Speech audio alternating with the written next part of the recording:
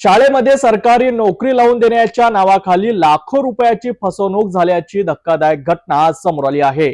अध्यक्षासह 6 जणांविरोधात गुन्हा दाखल करण्यात आला असून पाचपावली पोलिसांनी तपास सुरू केला आहे। नागपूरमधील पाचपावली परिसरात शाळेत नोकरी मिळवून देण्याच्या आमिषाने मोठी आर्थिक फसवणूक केल्याचा प्रकार उघडकीस आलाय। नवा नकाशा परिसरातील फरहीन अफसा, तिचा भाऊ शेख इर्शाद, बहीण अमरीन आणि इतर काही जणांना आरोपींनी शाळेत कायमस्वरूपी सरकारी नोकरी मिळवून देण्याचं आमिष दाखवलं। संबंधित शाळेला शासनाचं 100% अनुदान असल्याचं सांगत स्थिर नोकरीचं स्वप्न दाखविण्यात आलं। या आमिषाला बळी पडून पीडितांनी आरोपींना तब्बल 45,50,000 रुपये दिले, मात्र ना नोकरी मिळाली ना वेतन। त्यामुळे आपली फसवणूक झाल्याचं लक्षात येताच पीडितांनी पाचपावली पोलीस ठाण्यात धाव घेतली।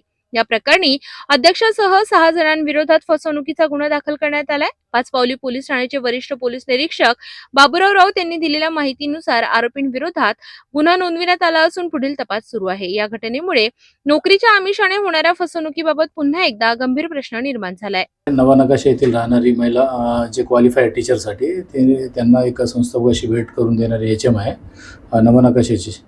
त्यांनी नवा नकाशाच्या हेडमास्टरला त्या ज्या ठिकाणी स्कूल आहे त्यांच्या स्कूलमध्ये कन्फर्म मास्तर की टीचर नोकरी लावून देतो म्हणून ते एकाच परिवाराचे जवळपास 30 लाख रुपये घेतलेले आहे। इतर लोकांकडून असं टोटल 45,50,000 रुपयाची फसवणूक झाल्याची तक्रार प्राप्त झाली। चौकशी अंती मान्य पोलीस उपायुक्त परिमंडळ 3 यांच्या आदेशाने जे गुन्हा दाखल करण्यात आले।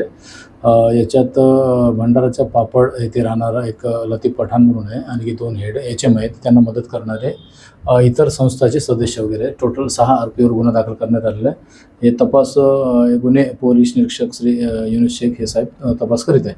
बरोबर आहे, याच्यात जवळपास 45,50,000 असं आहे।